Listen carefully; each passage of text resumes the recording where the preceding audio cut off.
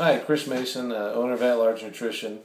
Time for another thought experiment video. Was just reading a study, an article in the journal Medicine and Science in Sports and Exercise.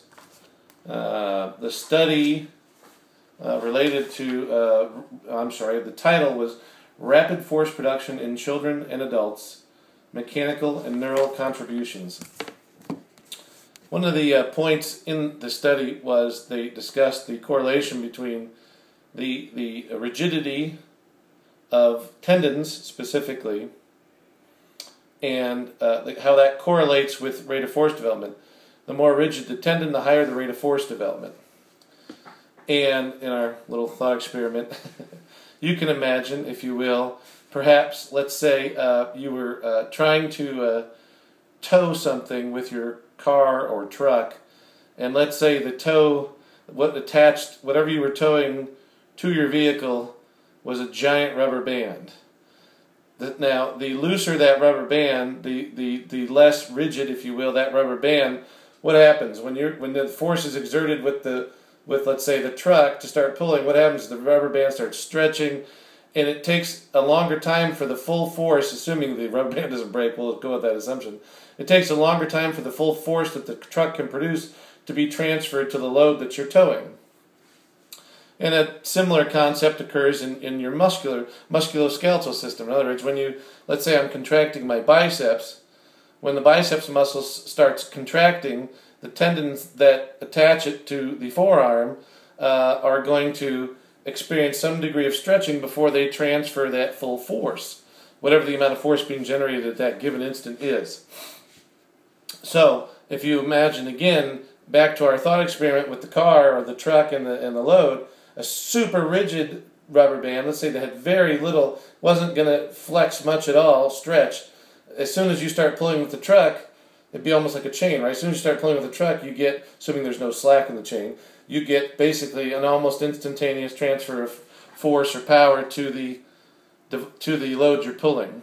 Same concept in the musculoskeletal system. So, that brings me to a very interesting point. The kind of like the one of the what's the word? Words of the day, I guess, or whatever. These days in the fitness world is mobility. Are we supple? Are we mobile? You hear that's kind of a lot. It's pretty much all you hear about these days. Not all you hear, but it's a big chunk of what you hear about. And how we all have to be mobile, and we all have to do our mobility and all this. And I'm not going to argue the point in its entirety, but I want to point something out based upon what I just discussed. As you may or may not know, strength training increases the rigidity of tendons.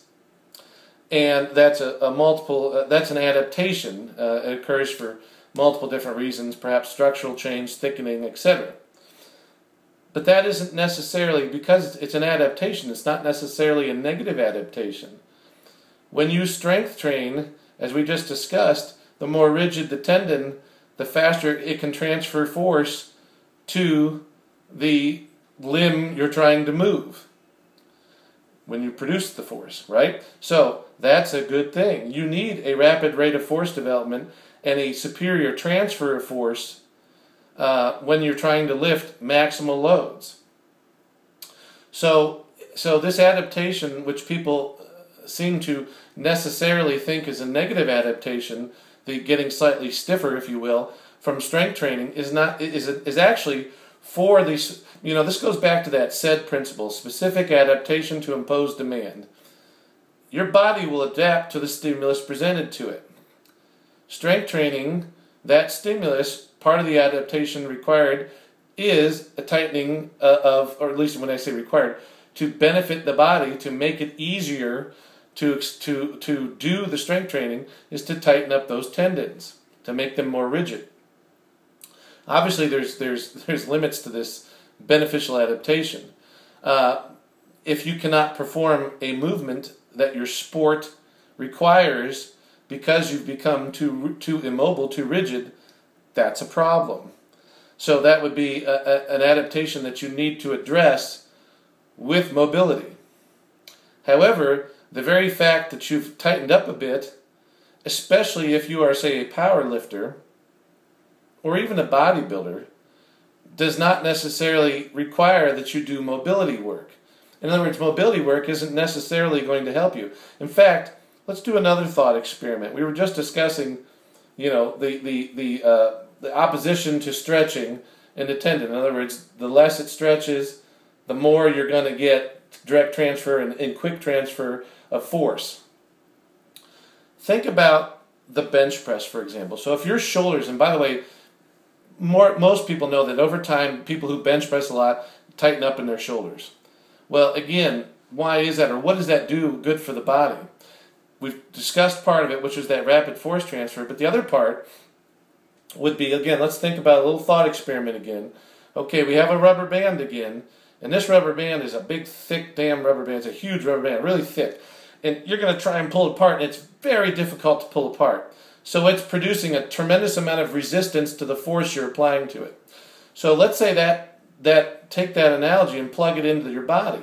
The connective tissue in the pectoralis and the shoulders, etc. So as you're stretching that, if it's tight, it's producing greater resistance against the force that's stretching it. So almost like when someone wears a bench press shirt, right? When you wear a bench press shirt, it makes the bench easier because it resists it, and you build up that resistance, and then when you finally release it, when you start pressing back up, now the resistance is actually aiding you in completing the lift. Well, the same thing occurs to a much lesser degree, of course, within the connective tissues, the tendons that involve the musculature, that are involved with the musculature you use to perform the bench press. So the fact that your shoulders are tightened up, again, isn't necessarily a bad thing, unless, of course, now I'm like an extreme example of being I was tight before I ever weightlifted, now I'm even tighter.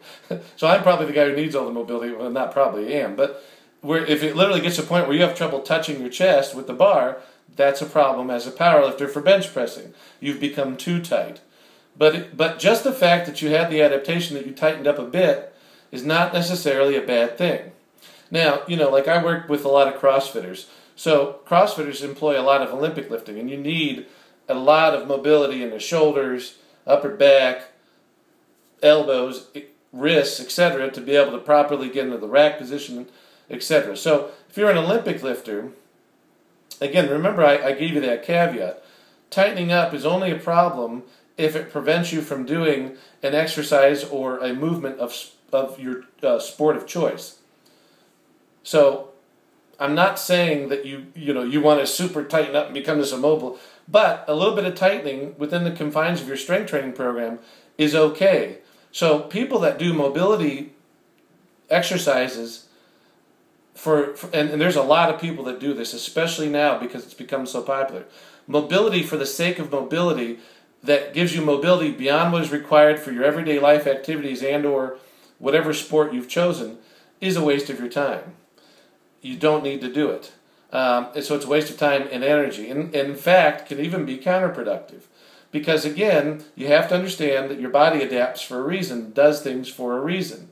And just like Arthur Jones, the guy who invented all this, used to use a great example for strength training and recovery ability and all these sort of things. And it was a pretty good intuitive kind of example. Talked about a callus. You rub your skin for a while and you start to develop a callus. You rub it too much, instead of developing a callus, you develop a blister. But the callus is a beneficial adaptation. Strengthens up your skin to resist the friction force that you're encountering.